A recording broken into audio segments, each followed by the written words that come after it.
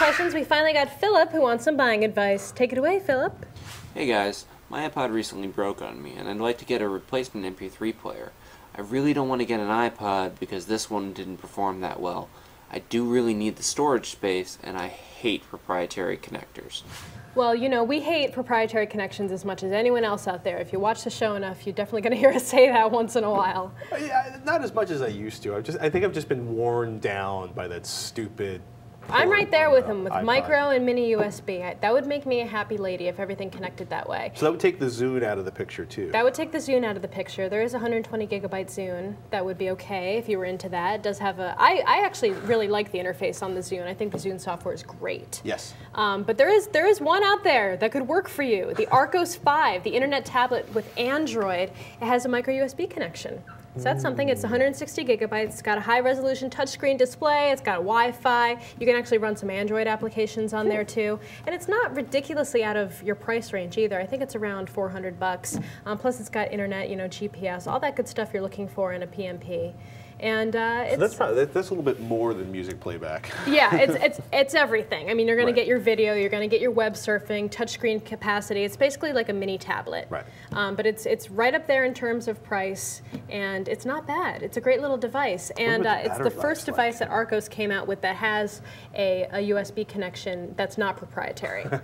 So you can go back. And not to take anything away from Arcos, but like finding an iPod cable is one thing because you can pretty much buy them in every drugstore. Or just steal them from someone in the office. Yeah, versus finding an Arcos connector where you're like Amazon.com overnight. Right. But there are some other options out there too. If you put aside the proprietary thing a little bit, there's some other Arcos players out there that are like non-internet tablet versions, like the 605 and the 705 Wi-Fi, both of which have those proprietary ports, unfortunately. And then there's the Wolverine ESP 160 gigabyte portable multimedia storage and player. It connects via USB. I'm pretty sure. I think you have to use the dock, though, to get it to connect.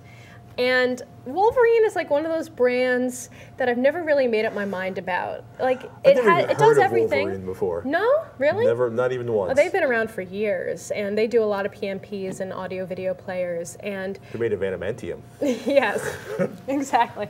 It's going to be a little bit cheaper. It's about $250 to $325 online, but it has flash memory, so you can expand the memory if you want to. It plays all the normal formats back. It does video, so it's not a bad device. It's kind of on the old side, though. I don't know what the most recent Wolverine device is, though. I think it might be the one I just mentioned.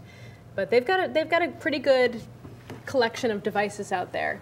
But you know, you can always look at Cowan and other Arcos players, like I mentioned. But they've got the proprietary thing going on too. And I can't think of any Cowans that go up to 160.